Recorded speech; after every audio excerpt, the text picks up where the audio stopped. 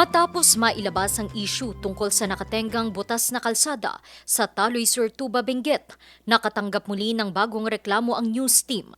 Kaugnay sa kalsada sa Cannon Road, partikular sa Barangay Twin Peaks, Tuba, Benguet, na pareho ang sitwasyon.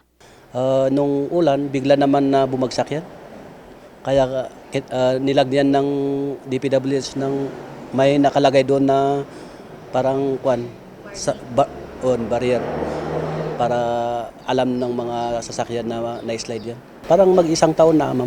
Pangamba niya, madagdagan pa ang nauna ng naitalang aksidente sa lugar, lalo pat naging one-way na muna ang kalsada at madilim tuwing gabi. Minsan may nangyari dyan sa banggaan, yung motor kasi hindi magpabigay, yan ang cause na may banggaan.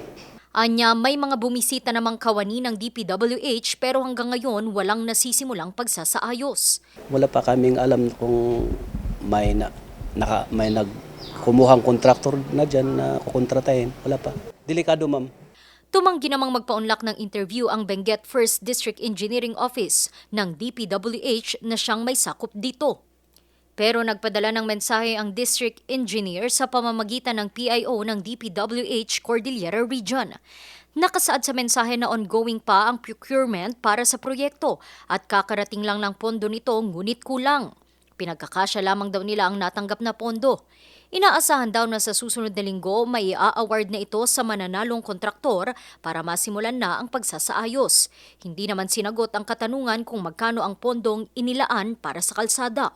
Samantala, isa pa sa pinangangambahan ngayon sa Cannon Road ang hindi pa rin matapos-tapos na konstruksyon ng tulay sa kahabaan ng Camp 2. Yung dalawang one-way sa Cannon Road, kasi ang instruction ko noon, matapos yun bago magtag-ulan. So kailangan yun i-double time para matapos na yun, para tapos na tayo sa Cannon Road, two-way na tayo by the time mag-rainy season. Nauna nang iniutos ng kalihim ng DPWH na si Secretary Vince Dizon na tapusin na ang lahat ng nakatenggang proyekto sa bansa bago magsimula muli ng panibagong mga proyekto. Randy Guzman, RNG News.